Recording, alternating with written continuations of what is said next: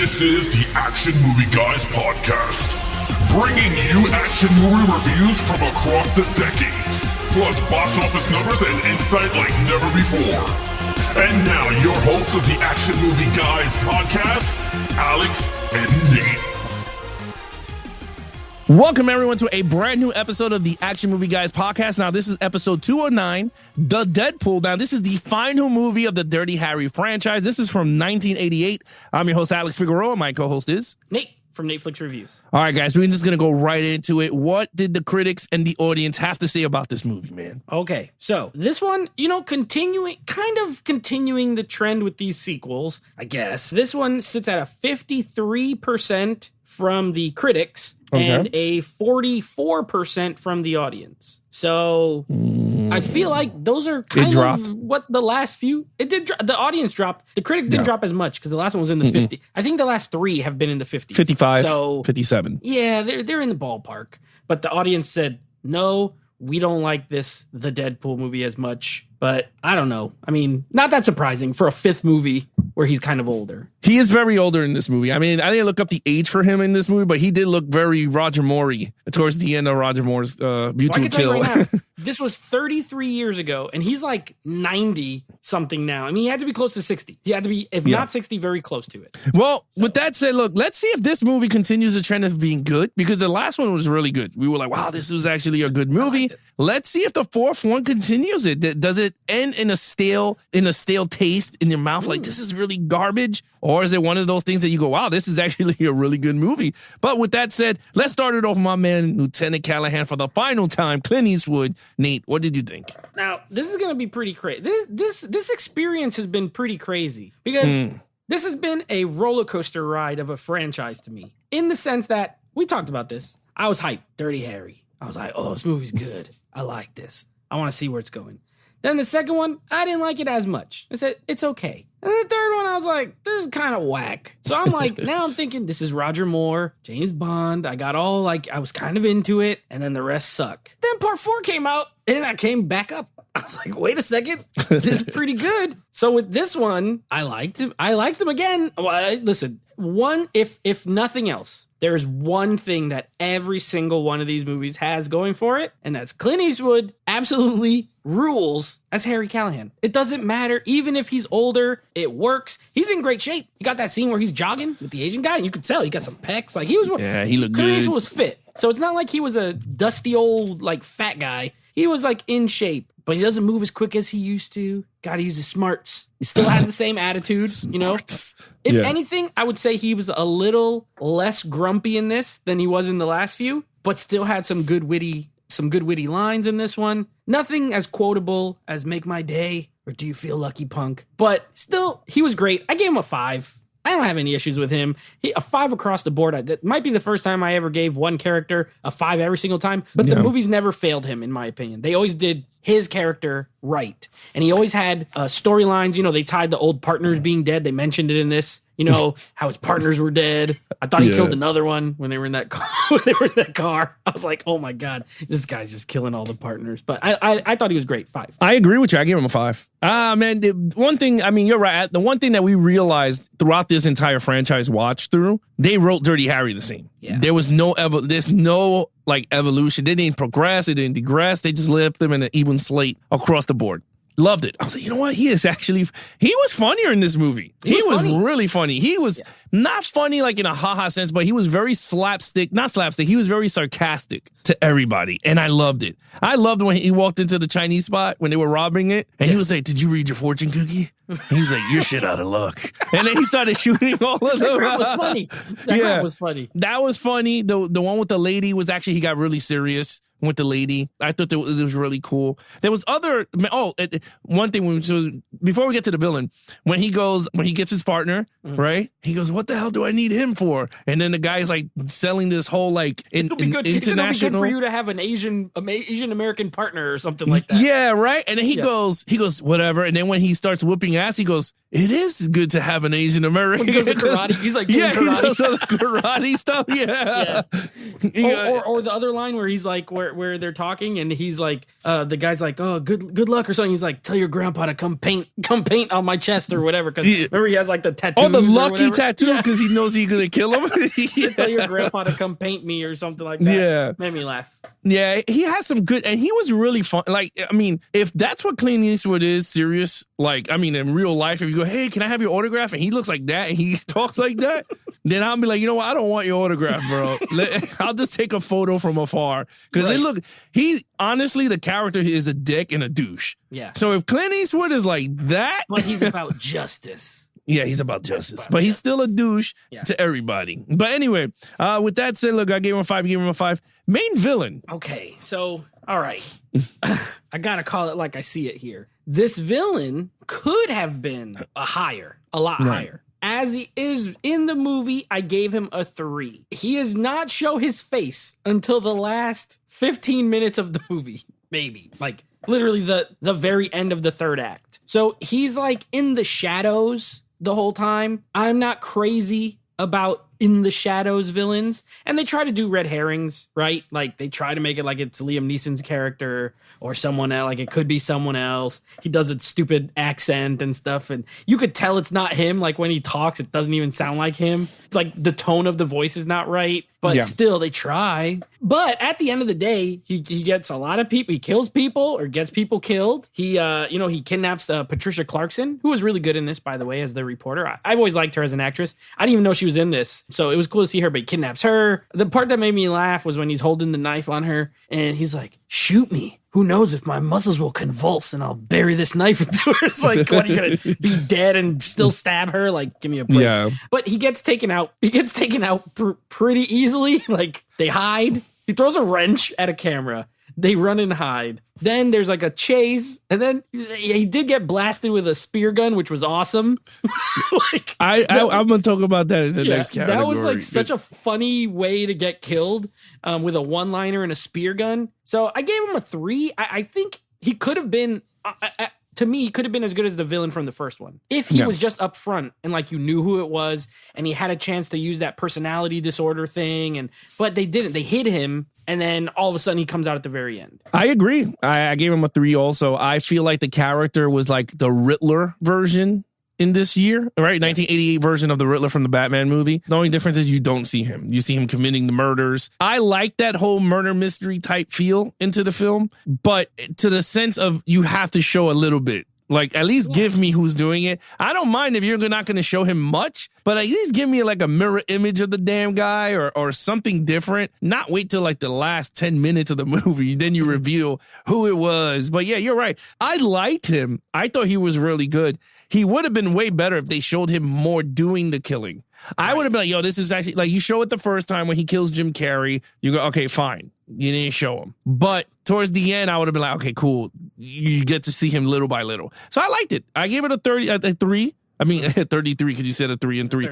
It's a 3 and a 3. What is your score for your action scenes? This movie, and I'm not exaggerating here, and this is gonna get funny, I feel like, but this might have the best overall action to me in the whole series. I don't know if it was because it was a little more modern, so like it's shot a little differently, but this one's only 90 minutes. And there's like a lot of action in this movie. There's one reason why I gave it a 4, by the way. I still can't. None of them are a 5 to me. But there's one scene that gives this baby a 4. If there was no other action in this whole movie, there's a car chase with a car and then another car and then a remote control car. And the remote control car is shot as if it's like they show it doing the jumps. They show it like watching. I kid you not. I couldn't take my eyes off the screen. I was like, they're really shooting this little tiny car like if it's a real life big car. Right. But I respect it. Because they didn't make... Sure, it's naturally funny, but they didn't, like, make it goofy. They just did it like it was real. So, like, you see Harry coming flying off the thing, and then you see this little tiny car come flying. I could not stop laughing, but at the same time, that crap was scary because it was a bomb. So yeah, C4, like, when they get in the little alleyway, it's just the little car. And then the bad guy's like, you made a wrong move. And it slowly creeps up to the car. Oh my God. I couldn't help but laugh, but also I really liked it. It was like a good laughter. It wasn't like, wow, this is so stupid, I hate it. It was like, this is kind of stupid, but I like it. And it made me laugh. Other than that, get a lot of shooting. You get a guy get shot with a spear gun. I thought the action was good, but the car chase alone, I would have gave it the score. So I gave it a 4. Yeah. Dude, I'm with you on this one. It's not a 5, it's a 4, but it's a pretty good 4. It's 80s 4 on this one. I mean, 4. This is straight cheese whiz 4. Like, I mean, this is cheesy to the bone. This is 80s. This is straight 80s cheese right here. I liked it. The action sequences are so fucking funny in this movie. It's not even funny. The Chinese restaurant alone is one of the most funny scenes. He shoots all of them, right, with his revolver. Then he goes into, like, everywhere he goes, there's some type of shooting or some type of fighting. Yeah. But I got to get to the scene, all right? I know you already talked about your RC car. I have to talk about the ending. 80 miles an hour. I have to talk about the ending. This harpoon looked like it came straight out of Who Framed Roger Rabbit? It looked like it came out of a Looney Tune movie. He came out of the fog, and I'm like, oh my God, he's gonna come out with that silver gun, the one that was like automatic. Magnum. Oh, the automatic one that we loved? Yeah, the automatic. I thought he's going to come out the fog, right? And I'm like, oh my God, this is it. This is where Dirty gets Harry. And I was like, let's get it. This is where Dirty gets Harry. Yeah, right? Yeah. And I was like, oh my God, this is where he gets his name from. He starts, right? The fog comes out. And you see they pan like right here. They pan right his chest and his head. And you're like, this shit is going to get serious. And he stands, and the bad guy's like, where am I going? Where am I going, right? He turns around. He goes, I can't go nowhere. Right? He's like, where am I going? All of a sudden, you see Dirty Harry coming from the pocket. I'm like, oh, you're done, bro.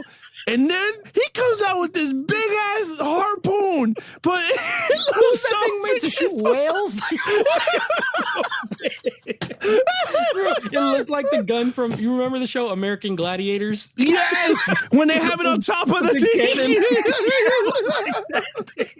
But with a harpoon in it. Yo, I laughed so hard. And my wife is like, what is going on? I'm like, where did they leave this? Like, who leaves that harpoon? Like, anyway, he comes out the fog, right? And he goes, you're shit out of luck. And he shoots right through the house. Yo, I'm sorry. When I saw that big gun emerge from the fog, I was like, this movie is so epic. And it continues the stupid ass endings for Dirty Harry. We got the cop falling off a pier dying. We got the he can't swim, he drowns. The guy just drives off the boat. Oh my God. We got that one, part 2. Yeah. Part 3. The bad guy leaves the mayor and goes up and gets blown up. Yeah. He gets a tiny rocket. So he has a tiny rocket launcher, but a gigantic harpoon. Yeah. Then in part 4, what happened in part 4? It was another stupid ending. Oh, no. Part 4 is the one where he comes out in the pier at the end, remember? Oh, in the pier. That was badass. That was badass. Yeah, that was more badass. And then this one ends in another pier with a Looney Tunes harpoon. And he says, you're shit out of luck. Yeah. Oh, I'm sorry. I would have slapped it a 5 if he came out with a bigger harpoon. Like, it was like a bigger one. Like shoulder Commando. He shot him with that whale gun. I mean, between the enormous harpoon and the 85-mile-an-hour remote control car, this had the best action. Like, it was my favorite action, I should say, at least. It is. Oh, it is. Oh, man. No, this was good. Look, I gave it a 4. You gave it a 4. Okay, storyline. Storyline's okay, to be honest. It's okay. It's for such a short movie, they tried to do that, like I mentioned earlier, the red herring thing where like they try to throw you off, but you absolutely know it's not Liam Neeson who's doing it, you know? So that wasn't super effective. It was pretty basic at this point. You know what I mean? Like, bad guy killing people. I do like the inclusion of the Deadpool list. I thought that was a pretty cool way to, something extra to tie in. I I liked Patricia Clarkson, but I didn't get their kind of like relationship. It was kind of weird. Like chucks her camera, which that scene was hilarious too, by the way. He's like, I can't. He's like, get out of here. He throws the camera. And then the chief is like, we didn't tell you to stop blowing up cars so you could start breaking cameras. He's like, always got to destroy something. So like that, it was fine. I gave it a 3. It's not bad, but also it's like, honestly, this one felt, out of all the movies of Dirty Harry, this one felt like it had a storyline that was there just to do these action scenes. Whereas the other ones, I felt like they had stories and then action was mixed in. Right. This one was the other way around. Not bad. So a 3 for me. It was good. I'm a little higher than you. I gave it a 4. Nice. I was enjoyed by this, and I agree with everything you said. But my thing is, this is a way better storyline than part 3. Like, way better. Like, I was more invested. I mean, we were laughing, but I mean, we were not supposed to laugh. But again, it's 88, and it's kind of funny, right? Yeah. But I thought this was a way better story than part 3 by a long shot. I was more entertained by the Vietnam terrorist group. They were the worst. They were horrible. So for me, I enjoyed this way more. So I was like, you know what? I'm going to give this a 4 because I did enjoy this movie. I mean, we're in a storyline, so we could talk about it. I mean, you got Guns N' Roses in it. Right? Yeah. You got Jim Carrey when he's doing the music video. You got Liam Neeson, right? And again, Jim Carrey's not at his prime, but you could see where he's going to become a legend a comedic legend from there on. He was good for the 2-second cameo that he did. Liam Neeson, he was okay. He was good. He's not the Taken version. You can see he was still, he's still raw there in terms of the acting. I liked him. He was okay. But overall, in terms of the movie, I had fun with it at the end of it. Like, it was fun. Anywhere, it reminded me like of a serious Naked Gun movie. Like, if you understand what I mean. Yeah, right? It seemed like a spoof of cop movies. Yeah, because everywhere he went, there was something happening. He destroys everything because every time they show the commissioner, he's like, "You destroyed 14,400 and something in cars." And because remember the beginning of the movie, they shot up his car and the guy went nuts. Yeah, he's like, blame the other guy. Blame that guy. He's like, "What are you charging me for?" I didn't do it.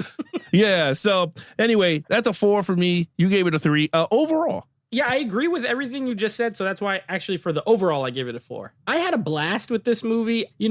It's not like, it's nowhere near, it's a far departure from the first movie. Like, if you were to watch Dirty Harry and then not watch any sequels and then just put in this one, you'd be like, what the hell? Like, this is like not even in the same league. But for some reason, watching them in order, this feels like a breath of fresh air compared to some of the other ones. Yeah. I had a blast. This one has to have the best cast, like overall, like actors you've seen, like Liam Neeson, Patricia Clarkson, James Carey, as he's written in the credits, James Carey, which, by the way, bonus point for that, because that's my favorite comedic actor ever. So when he popped up in that music video, I was like, what? First of all, why is there a music video of Guns N' Roses in the middle of this movie? Number 2, why is that Jim Carrey doing this dance to the thing? I love the scene. I thought it was hilarious. I agree with you. He's in one scene, but he's such a talent. He was such a talent, especially then when he was younger. Yeah. Like, he's really good in his one little scene. His death scene was kind of lame. Like, I just like shoves drugs in him, but whatever. It was fine. But I thought this movie was a ton of fun. I had a really good time watching it. It was short. This is how long these movies need to be. 90 minutes. Get in, blow some stuff up, let this guy be grumpy, get me home. This movie nailed it, so I gave it a 4. Overall, man, a 4. I gave it a 4. This movie was actually, to be honest with you, I had fun with it. I thought it was good. I was like, you know what? It kind of shocked me.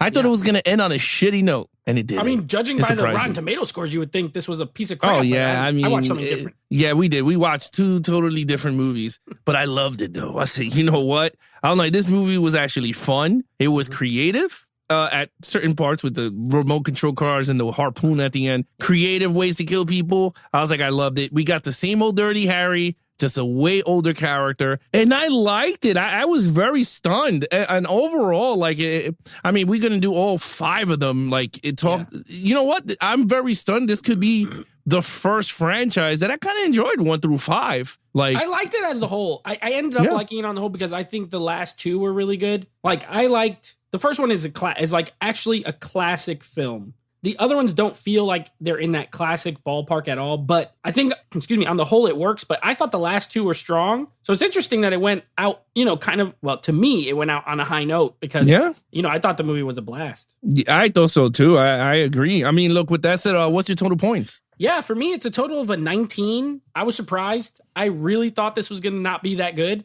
Like, I went to rent it. I had to rent this one to watch it. It was only $3, and I rented it because it didn't come in my Dirty Harry collection. I was like, okay, $3. And I saw the Rotten Tomatoes score when I went to rent it, and I was like, oh, no. But then again, I was like, but the last one was like this, so maybe I'll like it. And sure enough, I was like, this movie's great. If you've never seen it, if for nothing else, watch it for the remote control car chase. Because you will be on the floor laughing, but also you'll be like, this is great. This is the greatest car chase I've ever seen. So 19 out of 25. I gave it a 20 out of 25. I'm stunned. I'm shocked. This movie is actually really good. It's actually really fun. I really enjoyed it. I thought it was really good. I mean, Clint Eastwood, I mean, he puts a lot of, I mean, the dude was fit, man. He was running. He was great. He was great. Yeah. He was he looked like, man. You know? Yeah, he ran. You could see he was running in his stunts at the end of the movie. So I give him a lot of respect with that. All right, 2019. What's coming up next on the podcast? All right, next up, we're going to be continuing on with our female-driven, female-led action films with a little bit of Haywire starring Gina Carano. And then next week, now this is going to be interesting. It's taking us a long time to get to these movies.